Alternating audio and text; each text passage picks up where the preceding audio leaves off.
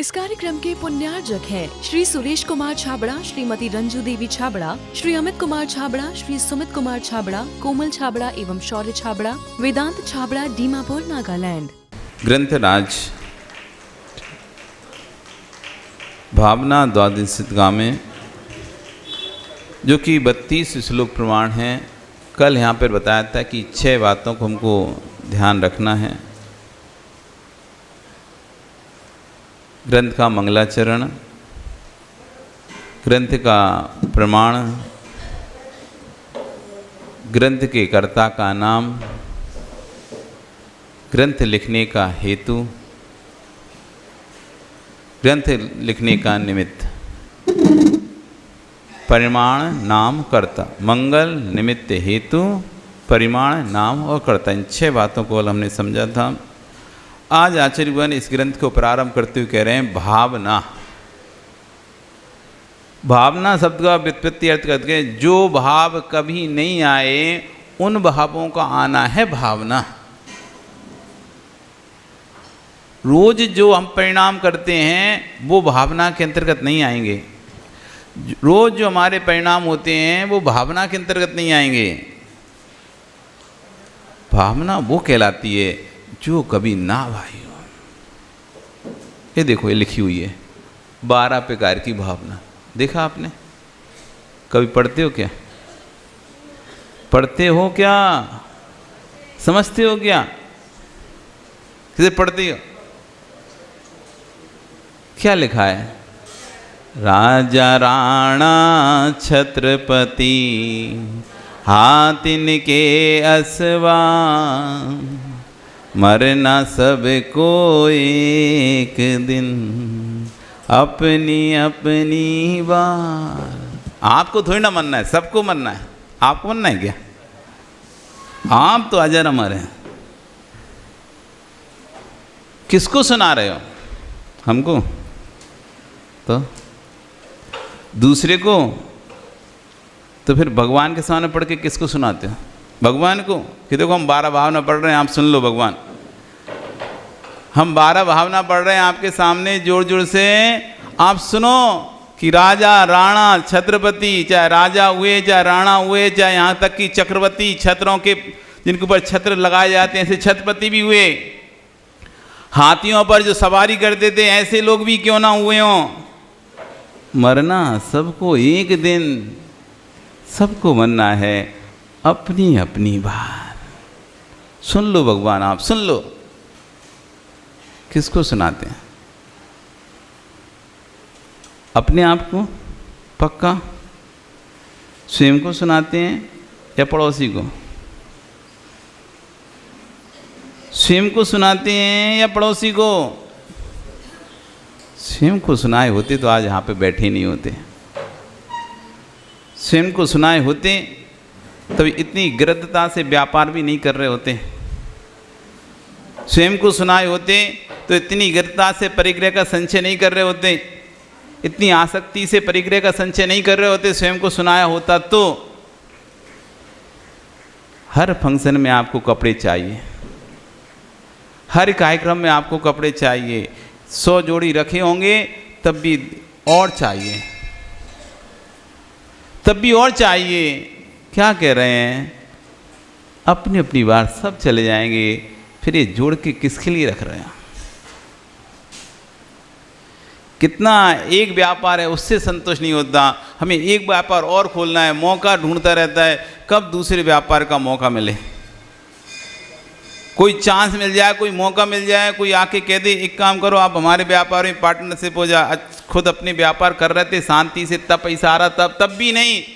एक ने कह दे हमारे व्यापार में पार्टनर बन जाओ। हाँ ठीक है भैया, बताओ कैसे कैसे क्या वो बताओ, समझाओ हमें क्या है तुम्हारे बिजनेस में, कितना प्रॉफिट होगा, कैसे प्रॉफिट होगा। जो हो रहा था उसमें भी संतुष्ट नहीं था, एक और चाहिए, फिर एक और मिल गया, फिर तीसरा आ गया, नहीं तुम्हारे व्यापार में ही प्रॉफिट बन जाओ, तुम ये वाला व्यापार कर लो, इसमें और ज़्यादा प्रॉफिट है। अच्छा चलो ठीक है, ये भी कर ले रहे। व्यापार पर व्यापार, व्यापार पर व्यापार। धन संचय के जितने साधन हो सकते हैं, अधिक से अधिक जितनी सामर्थ्य हो सकती है, व्यक्ति उतना पैसा संचय करता है। एक बार एक राजा ने घोषणा कर दी, जिसको जितनी ज़मीन चाहिए ले ले, जितनी ज़मीन चाहिए वो व्यक्ति उतनी ज़मीन ले सकता है। ओ सौभाग्य जी, आप कितनी लेते हैं? 1000 फुट, 2000 स्क्वायर फुट, 10,000 स्क्वायर, 1 कट्टा, 2 कट्टा, 1 हेक्टर, 2 हेक्टर, कितनी मांगते आप? जितनी चाहिए उतनी ले ले। शर्त है अपने पैर से नापना पड़ेगा। क्या है? ऐसे मुंह से नहीं चलेगा कि हमें एक कट्टा ज़मीन दे दो, 10 कट्टा ज़मीन दे दो, नहीं। आपको जितनी चाहिए अपने पैर से नाप लो। ओ भैया संचालक महोदय, क्या नाम तुम्हारा? विपिन। कितनी नाप देता? सही सही बोलना, कितनी नापते हैं? कितनी? अंदर से बोलना, कितनी कितनी?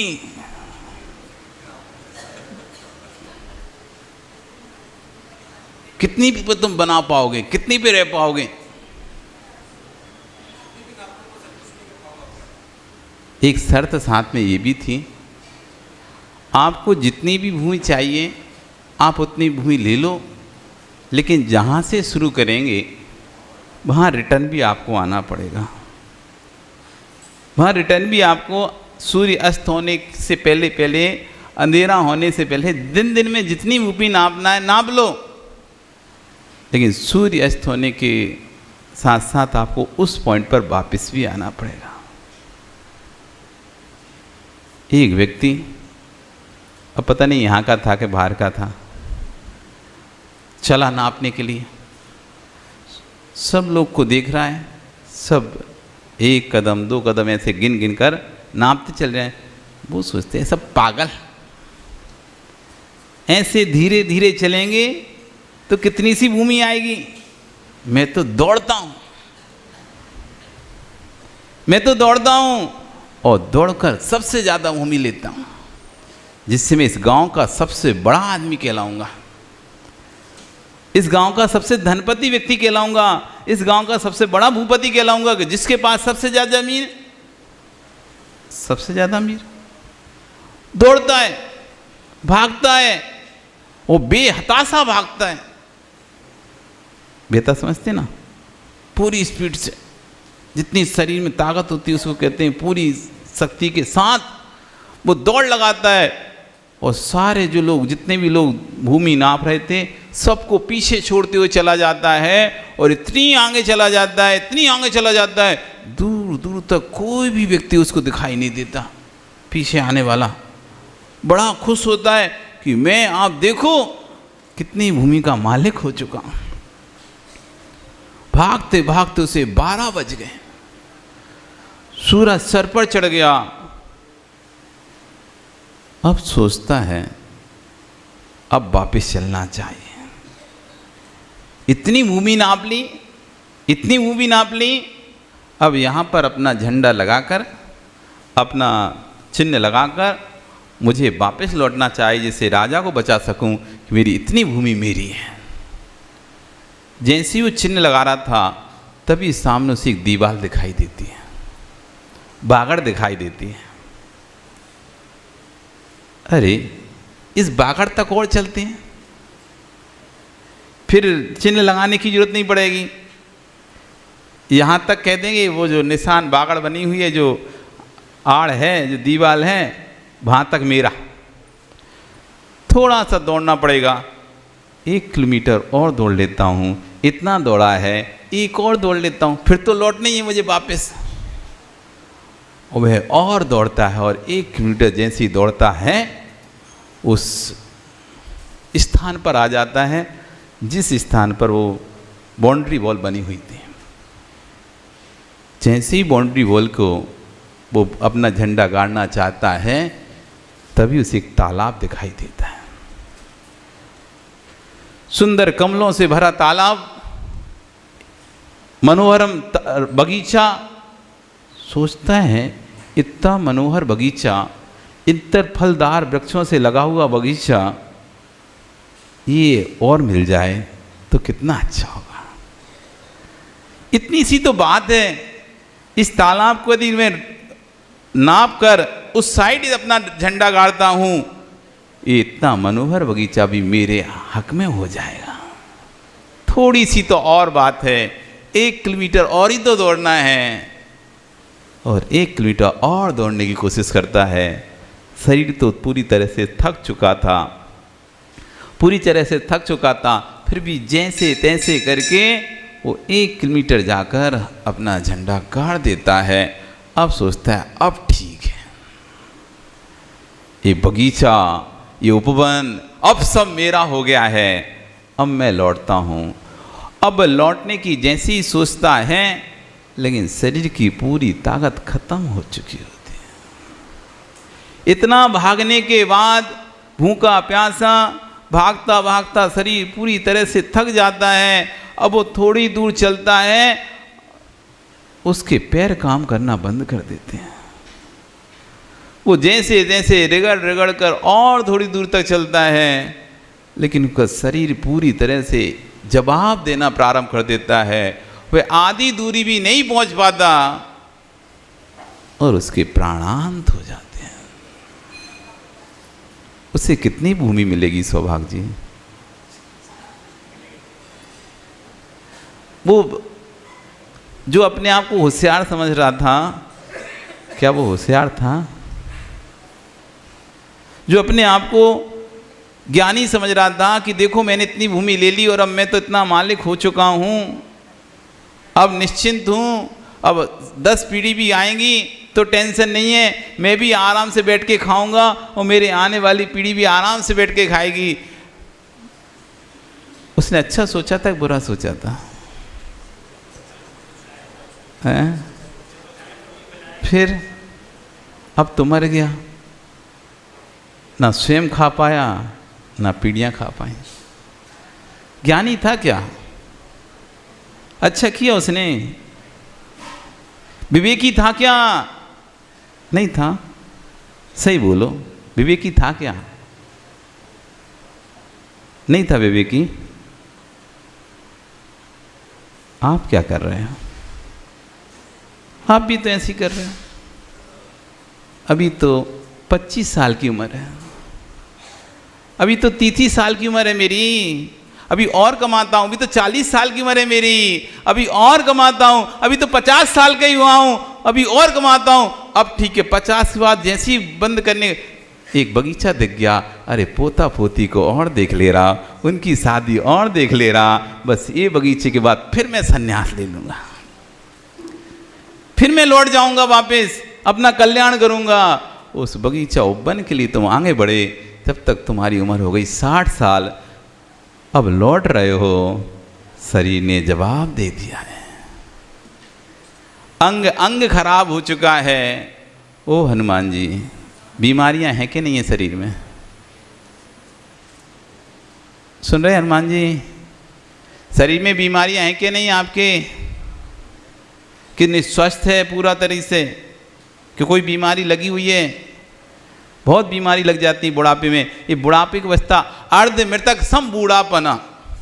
अच्छा ने कहा ये बुढ़ापापना आधे मरे के समान है, आधे मरे के समान है ये बूढ़ापना।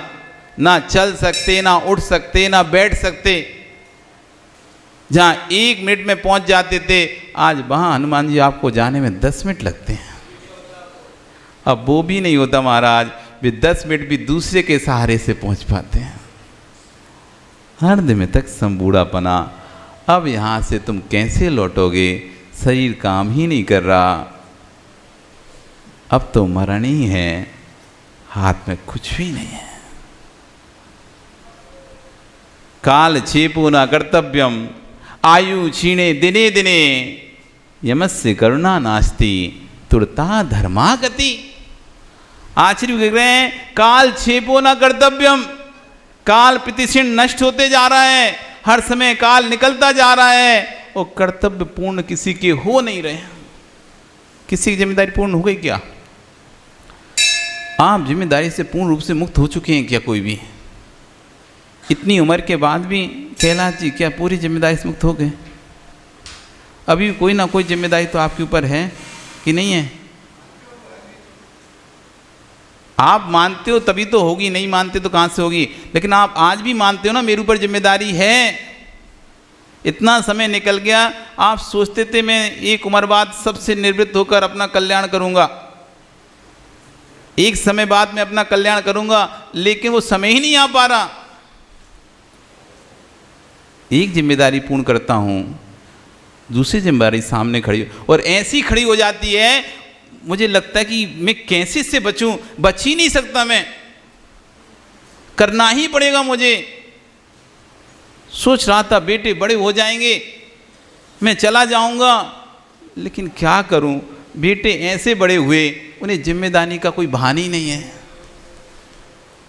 जीव सोच रहा था बेटे बड़े हो जाएंगे, संतान बड़ी हो जाएगी, अपने पैरों पे खड़ी हो जाएगी, तो मैं अपना कल्याण करूंगा, इनको सब सौंप दूंगा, व्यापार आदि सब सौंप दूंगा। लेकिन संतान बड़ी तो हुई, लेकिन पूत कपूत निकल गया, पूत कपूत निकल गया। अब संपत्ति धन कैसे मैं इसको सौंपूं? तो सोचता हूं चलो इसकी संतान हो जाने दो, पोता होगा, वो बड़ा हो जाएगा, उसको सौंप के चला जाऊंगा। क्यों, संतान तो बेकार निकल गए। जिसको सौंपने की सोच रहा था वो तो खोटी निकल गई। अब इसको तो सौंप के नहीं जा सकता, ये तो पूरा मिटा देगा, सब जुए में, सट्टी में, डब्बा में, शेयर मार्केट में सब नष्ट कर देगा, दोस्त यारी में। इसलिए इसको तो मैं इतनी मेहनत से कमाई संपत्ति छोड़ के नहीं जाऊंगा। क्या करूं, इसकी शादी कर देता हूं, जो संतान उत्पन्न होगी उस संतान को मैं अच्छे संस्कार दूंगा। देखो कैसा सोचता व्यक्ति। इस पे तो अब कोई भरोसा नहीं है मेरा, इससे तो कोई उम्मीद नहीं है, पर एक उम्मीद अभी भी मेरी बाकी है, मैं इसकी शादी करता हूं। शादी करने वाली जो संतान होगी उस संतान को मैं अच्छे संस्कार दूंगा। उन अच्छे संस्कार वाली संतान को मैं अपनी सारी प्रॉपर्टी अपने पोते के नाम पे करके जाऊंगा। एक जिम्मेदारी बढ़ गई ना। और उसकी संतान तक इंतजार करना है, फिर उस संतान को बड़े होने तक इंतजार करना है। पोता बड़ा हो रहा है, बड़ा भी हो गया, अब चिंता है कि इसका पिता तो कुछ करता ही नहीं है और शादी तो मुझे ही करनी पड़ेगी इस पोते की। तो पिता तो कुछ करने वाला नहीं है, बेचारा ऐसे ही रह जाएगा, तो शादी और इसको करवा जाऊं, इसकी शादी कर देता हूं। शादी हो गई, फिर आता कि इसको थोड़ा बिजनेस में सेटल वगैरह और कर देता हूँ। फिर जाता हूँ और जब सेटल करके अब सोचता है कि अब मैं जाऊँगा, तभी एक दर्द सीने में उठता है, जोर से कराहता है, पोता भाग कर लेके जाता है और डॉक्टर बोलता है तुम्हारी सारी नलियाँ चौक हो गई हैं, तुम्हारी सारी नली चौक हो गई हैं, जल्दी से ऑपरेशन कराओ। ऑपरेशन थिएटर में बैठा दिया जाता है, वो बाईपास सर्जरी कर देता है। अब दादा अब कहीं नहीं जाना है, अब डॉक्टर ने मना किया है, कहीं घूमना फिरना नहीं, कहीं नहीं जाना, नीचे नहीं बैठना, ऐसा नहीं करना, वजन नहीं उठाना, पैदल नहीं चलना, आप लेटे रहो। अब वो दादा लेट गया, और एक बार लेट गया तो अब लेट गया, हो गया कल्याण। भावना, भावना, जो भाव ना भाए हों उनका नाम है भावना। कभी भाव तो ये 12 भावना सिर्फ लिखने के लिए हैं, सजाने के लिए हैं, मंदिर की सुंदरता के लिए हैं। इस कार्यक्रम के पुण्यार्जक थे श्री सुरेश कुमार छाबड़ा, श्रीमती रंजू देवी छाबड़ा, श्री अमित कुमार छाबड़ा, श्री सुमित कुमार छाबड़ा, कोमल छाबड़ा एवं शौर्य छाबड़ा, वेदांत छाबड़ा, दीमापुर, नागालैंड।